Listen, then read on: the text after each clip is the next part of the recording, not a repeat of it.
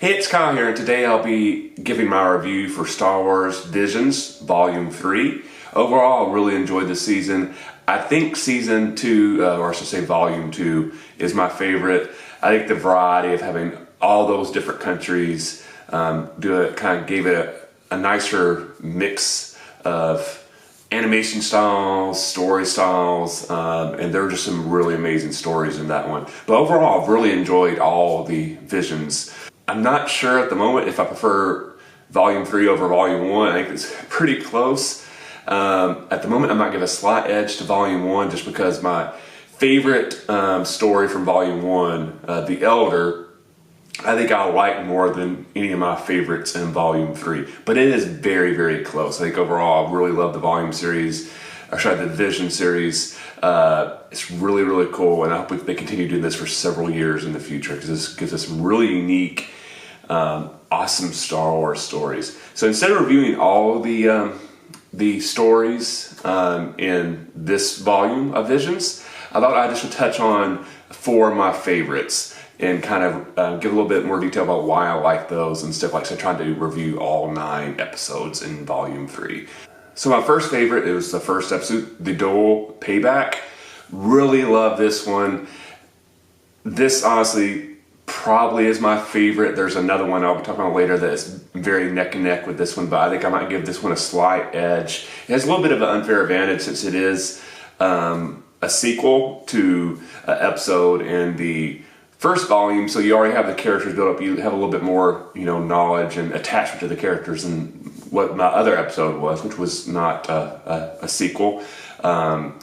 So again, maybe a little unfair advantage, but The Duel Payback is an amazing episode. The setting for the beginning of this is really, really cool. I love the use of as walkers, as a gambling den, and then as we have our Sith hunter track down a Sith, and they begin to fight on these walkers, and the walkers begin to crash, and they're fighting on upside down walkers and stuff like that. It's just one of the most unique, if not the most unique and very cool settings for a lightsaber duel I've seen in any Star Wars. Absolutely amazing. The beginning of this episode was awesome.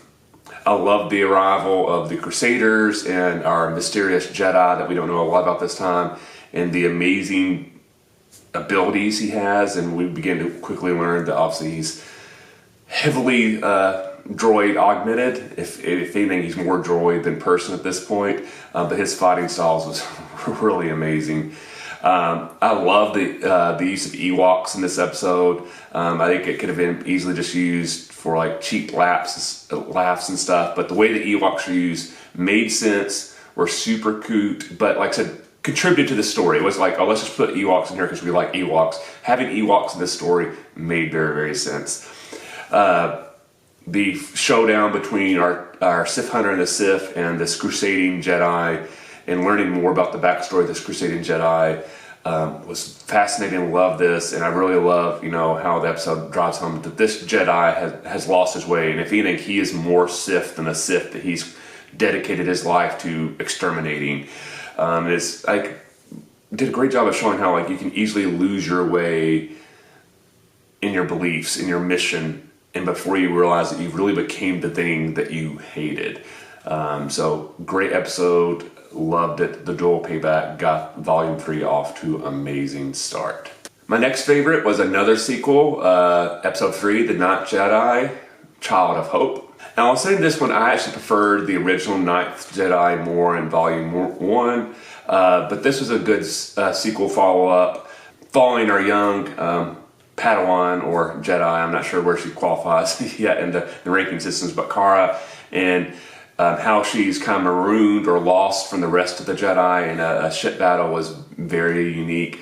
Tito, the droid that finds her, might be my overall favorite character in the overall Volume 3 of Visions. Amazing character, this droid who's dedicated, at this point maybe centuries, to protecting the ship that his master has been trapped on, even though Tito can't get to his master because he's in a Bacta tank that's got blocked off from him, and he just really needs Cara to help him get to see his master. It is so heartbreaking then when Cara is able to help him reach his master finally, and he realizes that his his master has died a long time ago. And, Kara thinks Tito's going to be so mad. And if anything, Tito's like, no, thank you for letting me at least see my master one more time. Thank you so much. I'm going to dedicate now the rest of my service to you and helping you accomplish your goals. I'm going to skip ahead a little bit, but basically the sacrifice Tito makes so Kara can continue her search for her father, continue her path along as being a Jedi, was so moving. And Tito, like I said, definitely was my favorite character overall from Visions Volume 3.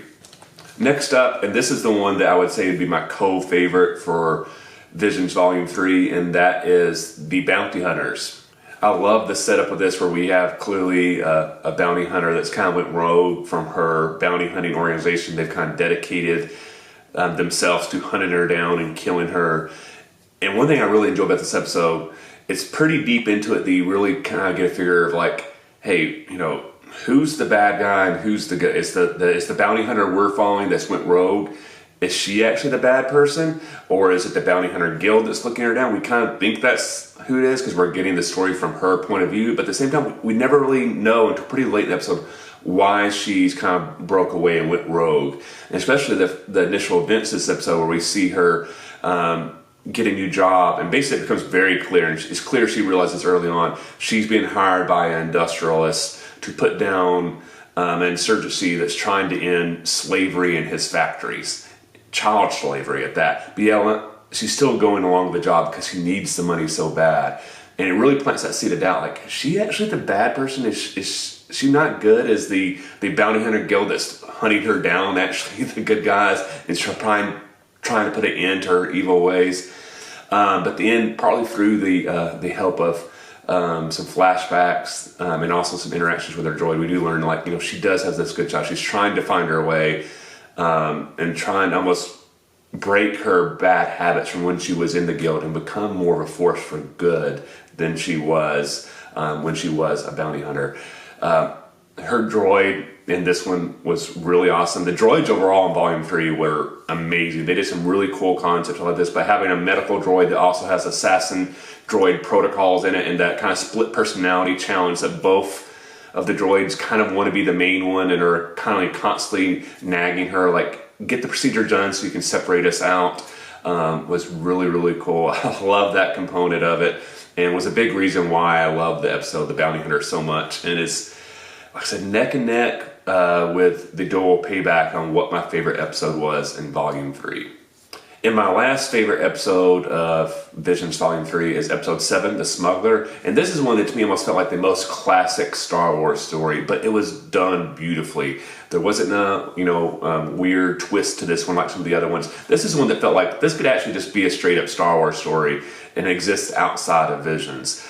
But I love the setup of where we're on this planet where there was this long-ruling and loved royal family who very much was opposed to the Empire, and the Empire now came and took over this planet. It has imprisoned most of the royal family except one prince, and this very much just feels like a stand-in for Alderaan instead of a prince. Obviously in our reality we have Princess Leia, but this one member of the royal family who is still fighting the Empire and fighting to protect her planet, in this case his planet.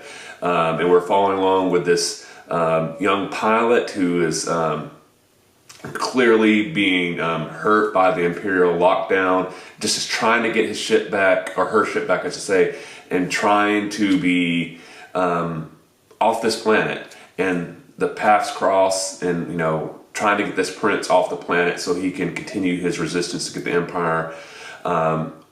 We have this mysterious guardian that's going along with him that we know something's going on. It just feels like something weird's going on.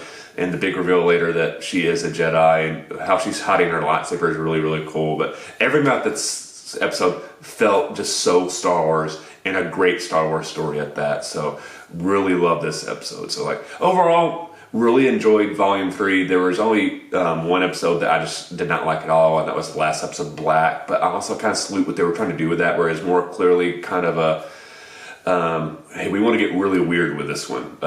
We want to do something very, very different, very out there.